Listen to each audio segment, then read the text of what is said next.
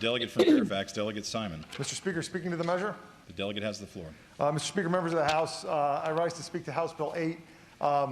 A little bit reluctantly. I know that this is the delegate's first bill, and that's why I didn't get up on second read. I know sometimes for a first bill, we try and make things a little bit lighter and keep things a little bit lighter and fun. But I rise today with a more serious message about this bill and my concerns about it. First, I want to make it really clear, as a veteran myself, I certainly wouldn't vote against a bill that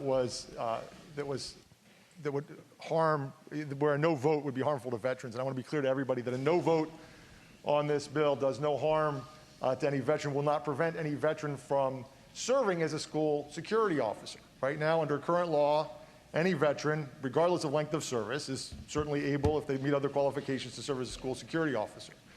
What the bill does, where veterans are concerned, is it expands the classes of people that can carry guns in and around schools. And we've had a discussion about this years ago. When this bill, the existing statute that we have, was designed and very deliberately very narrow in its scope and who it was that would be allowed to carry guns around schools. And we talked about what kind of law enforcement officers, what kind of experience they had to have, what kind of training they had to have, and we achieved that careful balance, and that's what we arrived at.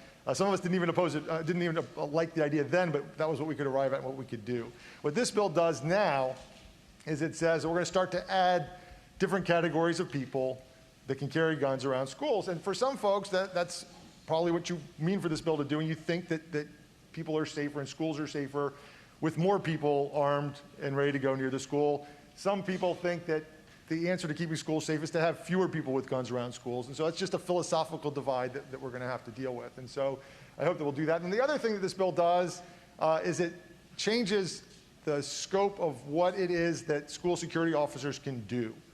And it expands that to really essentially anything that a school board decides that they can do in addition to providing the security, providing for the welfare and safety of the students inside. So for those reasons, Mr. Speaker, members of the House, I hope that everybody understands that a no vote on this bill does nothing to prevent veterans from serving as school security officers. A no vote here doesn't do anything to harm the safety of students or schools. What it does do is it reflects our view, many of us, and my view certainly, that having more people and more guns in schools does not, in fact, keep them safer. I hope that we can get a lot of red votes and no votes on this bill. Thank you, Mr. Speaker.